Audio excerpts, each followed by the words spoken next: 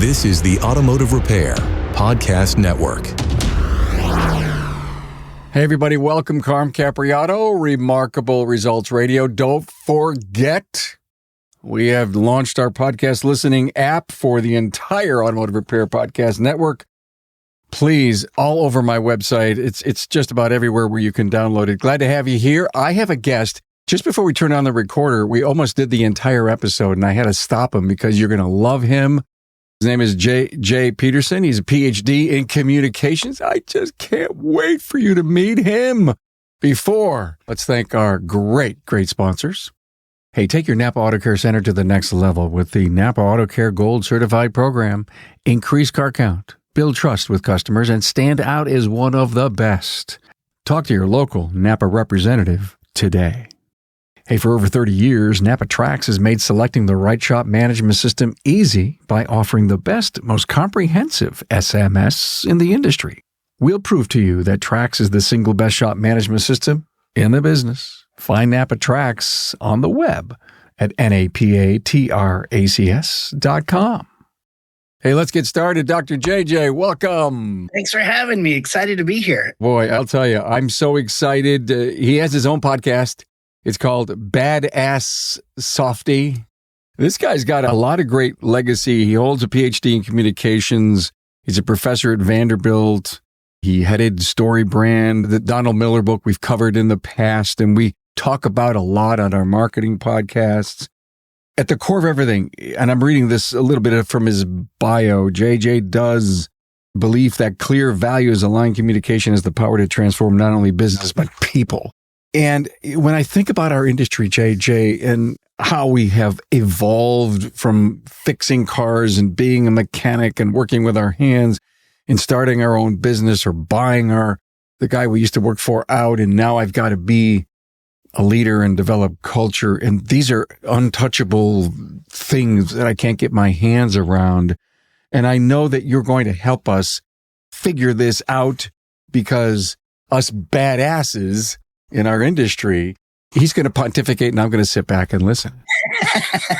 Where that really came out of was when I was younger, I actually was in improv comedy and I toured around the United States for a few years. And for people who know improv or the comedy world, when you do clubs, you don't get paid in clubs, right? Like you go to, if I was like a mid-level comedian, I go to a weekend club, I'm getting paid probably $500 for that whole weekend, which includes my flight that I have to pay for, my food, my hotel, everything. So you're not making money at clubs. That's where you kind of work out your craft.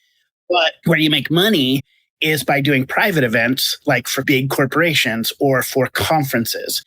And I remember being on stage and being at these conferences and seeing these leaders who were, really strong and powerful on stage and then would walk off stage and their teams would be afraid of them. Or they would have this integrity like grind where like on stage they were saying one thing and then off stage they were something else. And what I was seeing with all this leadership, kind of these cracks in these leaders, was that they were leaving behind a wake of trauma and pain with their teams. That was really it. Like I was just seeing people destroyed because, excuse my language, but these guys were assholes. Like they came across as like really strong on stage and then were incredibly horrible behind the scenes because they were trying to be badasses, but they were trying to be badasses out of their own insecurity, out of their own brokenness, and they were causing a lot of pain for the people they were leading. And I remember literally being on tour. I was in Washington, D.C., and I was visiting my friend, and I said, I love this comedy world. I just can't do the touring. My body, my life just isn't set up for this. And he said, what do you want to do? And I said, I actually would love to go back and help raise the next generation of leaders to not leave behind such a wake of trauma and pain. At that moment, I ended up quitting comedy. I went back and got my master's degree, ended up getting my PhD and started working in higher education first and helping like the next generation. I became dean of students at a university, started working with student leaders. And then for the last 10 years, I've been working with thought leaders and business leaders to help them communicate better and stronger with their team. And that's really what this whole thing came out of. Because also for me, when I was younger, I wanted to prove myself. I wanted to get ahead. And so I took on some traits of leaders that I thought I wanted to be like. I learned a ton from them and they challenged me to be better leaders, but it wasn't who I was. And I really realized what the type of leader I wanted to be was somebody who was unapologetically driven. Like, I want to get ahead. I want to win. You know what I mean? I want to make a lot of money. Like, I want to do all of those things, but also want to do it in a way that cares for people and cares for myself. And so that's really what Badass Softy came out of. My PhD is in story and narrative theory. So I do a lot of work where you mentioned StoryBrand, where I help companies create clear messaging. But the reason why I was really drawn to that specific framework is one specific piece in the StoryBrand framework. What we teach people how to do is that a lot of companies try to be the hero of their marketing story, and we teach you to be the guide, not the hero. Now, where that principle comes from is in storytelling, there really are four main characters in the story: the victim, the villain, the hero, and the guide. These characters exist in story because they exist in all of us. Now, the victim exists in the story because something painful happened to them. And the story isn't really about them. The story is about the hero, and the victim acts as a foil. They make the villain look bad and the hero look good. So if you stay in the victim role in a story, the story will never be about you. The story is about that you exist to draw energy from other characters. So that's one thing I learned about, like, the role that I play in leadership. And when I play the victim, not when you are a victim, when bad things happen to you, but when you play a victim, the story will never be about you. The story is about the hero trying to rescue the victim and the villain trying to cause harm to the victim. So that's the role of the victim in a story. Now, when something negative happens to us in life, in story, we come to a crossroads where we can either stay a victim or with a victim mindset, or we can choose one of two paths. You can choose to become a villain or a hero. Both the hero and the villain in a story have a backstory of pain. Something bad has happened to them. In fact, you will see with villains, often they have a scar on their face to prove that something bad happened to them. A villain works to revenge the pain and cause harm to others, and a hero works to redeem it. Most of our lives in leadership, for people who are listening to this podcast, they've been living in one of those two spaces, one of those three spaces probably in their life. As they're working up and owning their own shop, they're kind of moving forward in leadership. They probably started out like some negative experiences happened to them early in their career. And as they began to move forward, they decided, am I going to be the kind of leader who then gets big and tough and mean in order to protect myself, which actually causes harm to other people, which that means you become the villain? Or am I choosing to understand those things that happened to me and I'm going to move forward and redeem those painful moments for myself so that I actually move up in leadership? I take control of the story. The thing we need to understand with those two characters is that the villain always gets destroyed. Everybody is always rooting for the villain to be destroyed. And if you play the villain in your life, there will be times that you have power, that you get ahead, that you're able to protect yourself. But the reality is, when you play the villain in the story, everybody's rooting for you to die. That's kind of the reality of a villain. When you play the hero, everybody's rooting for you to win. So they want to learn from you. They want to grow with you. They're rooting for you to win. And what that means in the story, truthfully, is that the hero is about redeeming the pain that was caused to them. Then there's the highest level of character in the story, and that's called the guide. The guide is the one who comes along to help the hero win. So in movies, we see Obi-Wan Kenobi, we see Yoda, we see Dumbledore for Harry Potter, we see Haymitch in Hunger Games, Gandalf in Lord of the Rings. There's always an older, wiser sage who comes along to help the hero win. The guide in the story is the most powerful character in the story. When they show up, that's when the hero has hope to win. The story isn't about them.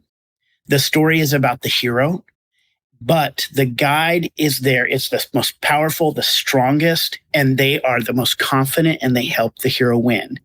Why I bring all that up? So, you said, let me talk for a second. I get a little nerdy about it, but the reality is, you come up in leadership. You come up start as a mechanic, and you start off, maybe you lead a crew, and then all of a sudden you're owning your own shop.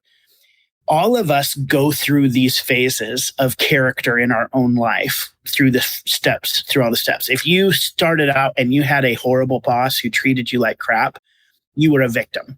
You were. It was outside of your control. You had the opportunity then in that moment to decide, am I going to stay a victim?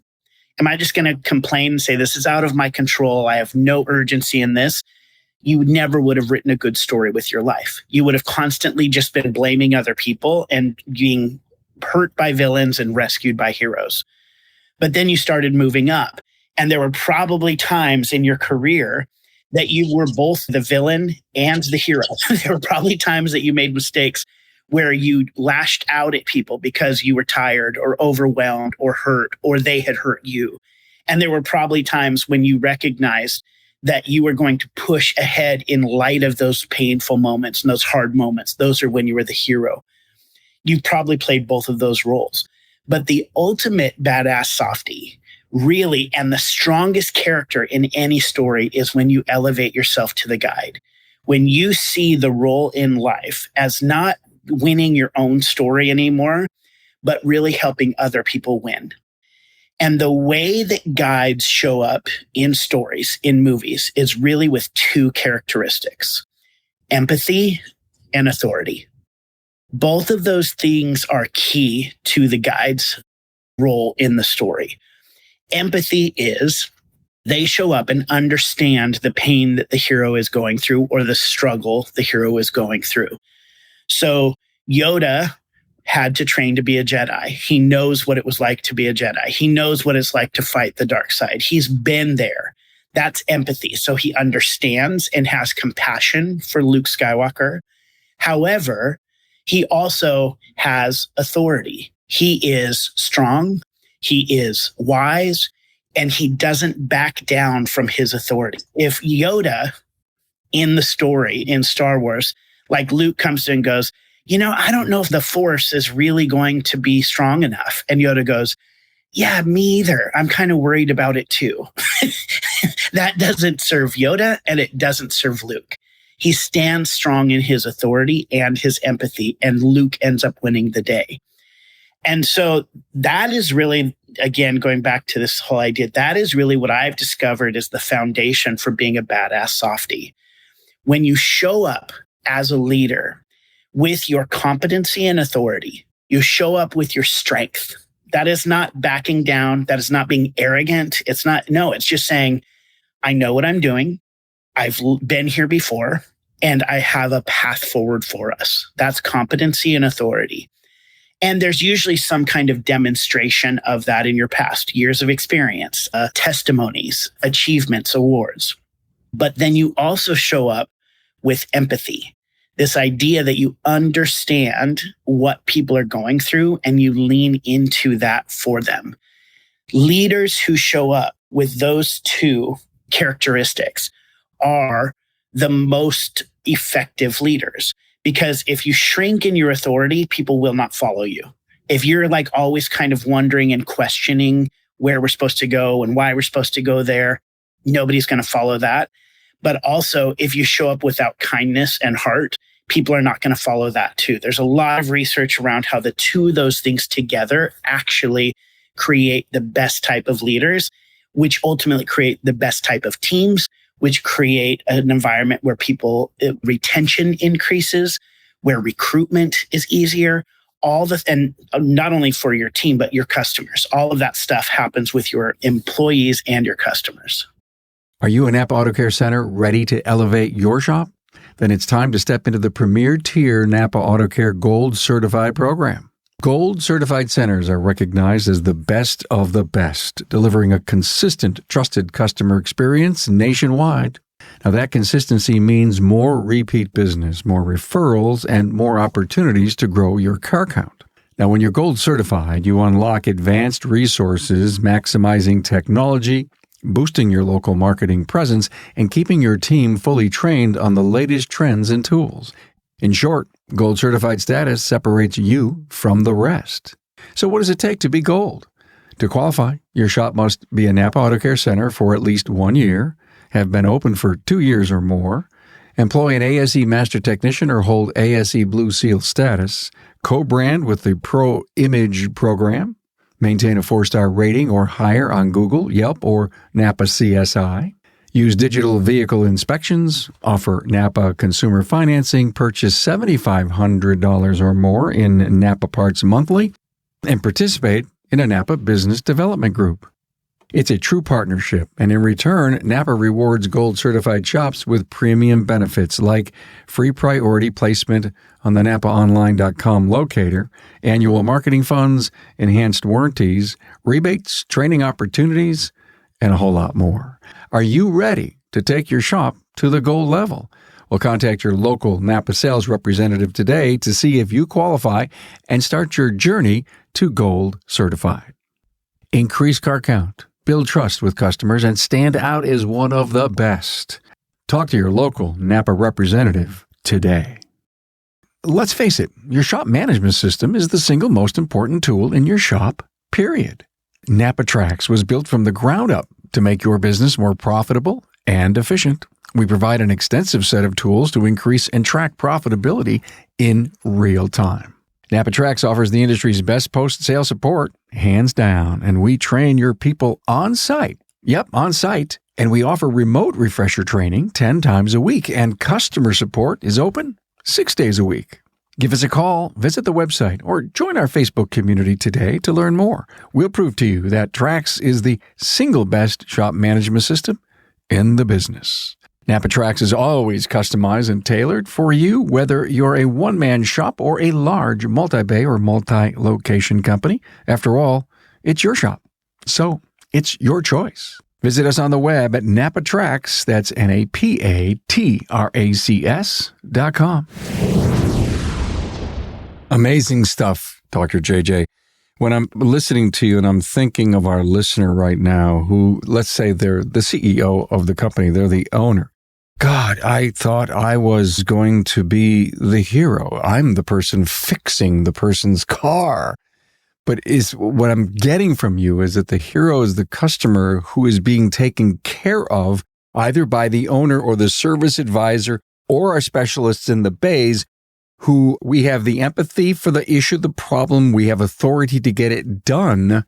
And we're exercising that as the guide. You know, like, let me take it out of this industry for a second. But like, if I was to go to a gym and I walk into a gym and I say to a trainer, hey, I'm here to lose 30 pounds. And that trainer goes, me too. That's high empathy, but that person is not my guide. I don't want a friend who's going, you know, somebody brings their car into your dealership and you're like, ugh, I don't know what we're doing, but man, that really sucks. That's high empathy. That's toxic empathy, but I'm not going to trust you as my guide. However, if I walk into that same gym and I say, you know, hey, I'm here to lose 30 pounds. And the trainer lifts up his shirt and shows me his 6-pack and goes, well, you got to get off your butt, fatty. Okay. High authority, but no empathy. If I go into that same gym and I say, I don't know why I'm going back for a third time, but I go into the gym and I say, hey, I'm here to lose 30 pounds. And they say, I get it. I used to be 30 pounds overweight too, but I've actually developed a program. I took off that weight. I've kept it off for about 10 years, and I've helped about 100 other people do the same thing. That's empathy and authority. I will tell you, when it comes to cars, you know, I'll be a little vulnerable here. When you're a man, I think a lot of times you think you have to know cars, you have to be good at cars. It's like all those things. I am not. I will just tell you right now, I am not. I had my first car I bought was a VW Bug, and I bought it because I was told it was easy to work on. And I thought that's what men do is they work on their cars, you know, and all this stuff. And very quickly, I found a friend who was a good mechanic who worked on it for me. So I'll be very honest. Again, this is me being vulnerable. There is a lot of shame around the fact that I don't understand cars. I'm not good with cars. I'm not a good mechanic. So when I go into a shop or I go anywhere to get my car taken care of, and the first thing somebody says is, well, why didn't you come in earlier? Or something like that, right? What they're doing in that moment is not understand that I'm the hero, quote unquote, of their story. I may be stupid when it comes to cars and they're not. So they can't come in and treat me like I should have the same knowledge and expertise as them. If they just said to me, look, I get it. Sometimes those lights come on and it can be really overwhelming. That's all they need. That's a moment of empathy. And then say, we got you. Let me just take a look at this and here, let me show you exactly why I'm going to do the things I'm going to do. I'm going to trust that person the rest of my life to go back to them because they treated me like a human. They treated me with empathy, but then also stepped in authority in a story that I have no competency in. And they helped me win. I walk out of there. I'm the hero of my own story. You're the hero of your own story. Every customer that comes into your shop is a hero of their own story. If we try to make ourselves the hero of the story, we then enter into a competing story with our customer. Right? If in two hero stories, one hero's got to win and one's got to lose, which actually makes one of those heroes a villain because they're trying to defeat the other one, right? Shop, if you're trying to win in your customer story, it means you're trying to get more money from them and and they can see that, right? They can see that and feel that, and they're not going to come back. They're not going to recommend people to you. Instead, you need to think in terms of CarMax, okay? CarMax is, I believe, one of the greatest guide companies on the planet because CarMax, first of all, is the largest used car dealer in America. Like by not even close, right? Like by 2 to 3 times all the closest competitors. They have grown every single year, including during like the 2018 turndown. If you go to CarMax, you will pay more for the exact same car than you would on another lot, right? Like I can go to a used car dealer closer to me that's smaller. I can find a deal and I will most likely pay about $2,000 less than I would pay by going to CarMax. CarMax charges more for their cars than local dealerships around here anyway in Nashville. However, when I go to CarMax, they are not trying to play the hero in the story. They say, we understand buying a car is really overwhelming and it's really hard and it's confusing and you don't know if you're getting a good deal. They start really with empathy. They go, we get it. Car dealers suck. That's basically what all their commercials are. Used car salesmen suck. We get that. That's starting with empathy. Then they step in with some authority and they go, which is why we make sure we have this 18-point inspection that makes sure that you're not going to get a lemon and our prices are fixed. So you don't actually have to worry about any bargaining. They actually make more money and have more success. They can charge more by starting with empathy than they do with their authority. Compare that to other car dealers who are like, we're the best lot in town. We're going to give you the best deal. That's trying to make them the hero of the story. That's what I mean by hero versus guide. When you show up and go, we're the best, you see these car commercials of where these guys are taking chainsaws or cutting guys in half. I'm Crazy Larry. And if I'm cutting this 50% off of everything, you're going to get the best deal with me. They're trying to be the hero of that story. CarMax comes in and goes, that's crazy. We understand that that's crazy and that's overwhelming. And you get overwhelmed, confused. You feel gross when you go to a car dealership. You feel like you're getting ripped off. We get it. So we're going to take care of that for you. Make sure you don't get a lemon and you're not going to have to bargain. The price on the car is the price you're going to pay. And to be honest, that sticker price is when I recognize it, that sticker price is a couple $1,000s, and I will choose to buy CarMax over a car dealership because they have empathy for my story. You took me off my top dead center, and I'm comfortable and I'm happy and I'm confident. You said something that just rocked my world. You said, here's the deal. And I was just hit by that because as you were explaining along the way as to how we were clarifying who we are, what we do, why we do it, and we said, here's the deal. Knowing our prices are fixed, here's the deal. If you came in and you needed some heavy work done on your vehicle, and we need to do a lot of deep end diagnostics to figure out what was right or wrong, and then we finally came up with a price, and we didn't say it is, $1,200. We said, here's the deal. We have already set up why we're so good at it. We've given empathy to their problems. We brought authority to the play. And I don't think we're doing that enough in our industry by explaining why we're so good at what we do, that when we say the word deal, Dr. JJ, it's almost like the word deal has a connotation in it. When it comes to storytelling, when you are writing the story, people will go where you tell them to go. When you tell a good story, people will follow it logically. And so when you set up and say, here's the deal, and you're just kind of being honest about it all, and say that situation, you're going to charge them $1,200 for this fix. You can say, here's the thing. I get it. I know that maintenance on a car can feel really expensive, but let me explain to you what we've done that will prevent something worse in the future. And then you can list like all the different points of inspection that you look through, the other options you tried to look at to see if you could do it differently, right? Instead of kind of hiding that, putting that in front of people, that shows authority. But when you start with the empathy first and go, look, I get it. This probably is not what you wanted to hear this morning. However, here's the deal. And you're walking people down this path and showing them where you're headed.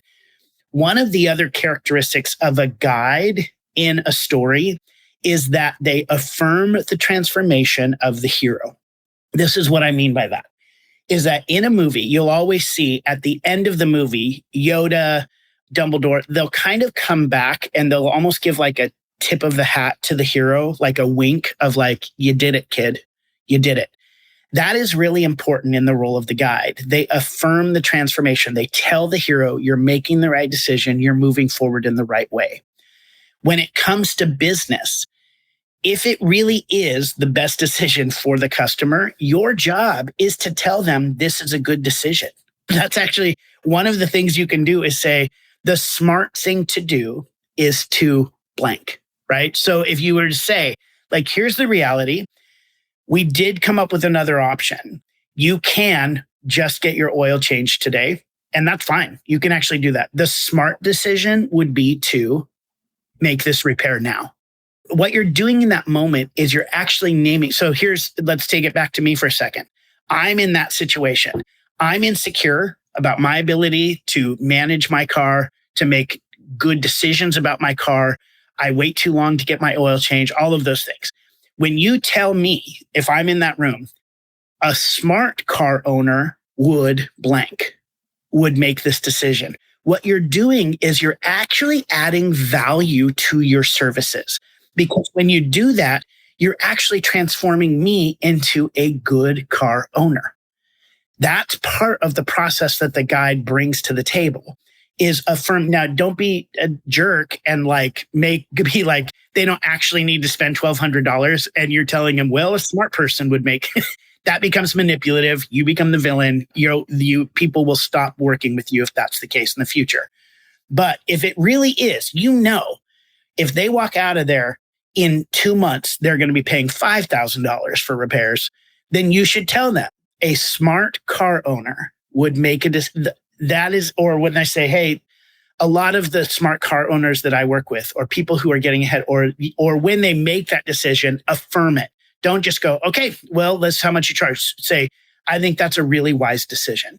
When you say that, when you talk and help them transform their own view of themselves, you're actually playing the guide in a really strong way, and you're adding value to your services. And as long as the guide understands, and I'm going to ask you a question, that the customer is the hero, right? And that doesn't mean that you shrink. It doesn't mean that the customer's always right. It doesn't mean any of that. And it doesn't mean also that you don't talk about yourself ever or your authority. It means that what you do is you're understanding where your customer is coming from, what problems they're experiencing, what internal struggle they're experiencing. They're insecure, they're overwhelmed. And your job is to solve that problem. Your job is to not be impressive. Your job is not to get more money out of them. Your job is to make sure that they win their story. In that day, when their car is falling apart, when they're overwhelmed and they can't pick their kids up from school, you have empathy for that situation and you stand strong in your authority to help them solve it. When you do that, not only do they win, but ultimately you win. You are the strongest character in the story. When you're trying to push and sell things they don't need and all that stuff, again, you're becoming a villain and you're making yourself a hero, which ultimately heroes are weak in story. If you watch a movie, heroes are always in trouble.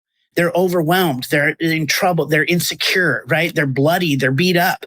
Like you could almost in any movie, especially like an action movie, pause in any point in the movie and ask yourself the question, is the hero having a good time right now? And the answer would be no. Heroes struggle. Guides are steady. Guides are strong. Guides are confident. So when I say don't play the hero, what I'm not meaning is like just go, yes, whatever you want, and shrink in your authority or kowtow to a customer or just give in. No, a true guide would never do that. Stand strong. But understand that when you help your customers win, you're going to win in the long run, and you're playing the strongest character in the story. Not just for your customers, but for your team members as well. This is where the leadership aspect comes in. When you actually understand that your team members are also the hero of their own story. They're the hero in the story. You play a character in their story. Are you the villain? Are you a victim? Are you the guide? What role are you playing? But you have to understand, especially as you've come up, let's say you were working right alongside some of these guys, and then you elevate and become their manager. That's really intimidating. That's really kind of, all of a sudden you're over a whole line. It's like, that can be really scary. And what happens a lot of times is that when we get elevated or we start hiring people who were our friends because we now own a new business, all of a sudden we feel like we need to like puff up our chest and be strong. And again, you're actually playing the weak character in that moment. Be the guide. Play the guide. I have about 50 more questions that I want to ask you, but this is a perfect time to thank you for being here and to fill up our brains with the story guide, the story brand messaging. I want to know so much more about the badass softy from a leadership point of view. Would you come back and we can do that? Yeah, absolutely. Oh, wow. I'm thrilled. What I do is help companies from the messaging side do that, right? Like kind of do that in their marketing. And then I also do that with leaders and help them with their communication and their team dynamics and help them kind of set up and understand what roles they play. So it works together. The way that I think that if you're in leadership, you need to know how to communicate by being the guide, whether that's with team or your customers. And so that's kind of the badass softy side kind of takes that messaging piece that started with marketing and really expands it into kind of broader things of like how to lead yourself, your team, and ultimately how to treat your customers well. This kind of reminds me, if you come back again, Dr. JJ, in the series we've done with psychologist David Wyman, and he comes on, like once a quarter, and we talk about these psychological things, and I love your whole thing. Come back again. How do we get a hold of you? BadassSofty.com, is it? Yeah, so Badass Softy is the podcast, and you can go there and listen to more conversations like this with other leaders, myself, and then also just drjjpeterson.com. That's my site, drjjpeterson.com, and that's where people can go to work with me. drjjpeterson.com. This was great. Thank you so much. Thanks to Eric Svetberg for introducing both of us. Boy, I can't wait to publish this for our world to listen to this and to have you come back. Thanks again. Thanks for being on board to listen and learn from the premier automotive repair business podcast, Remarkable Results Radio. Get your episodic education on the ARPN listening app at automotiverepairpodcastnetwork.com. Also enjoy the podcast on our Carm Capriato YouTube channel. Carm is all for advancing the professional automotive service industry. Until next time.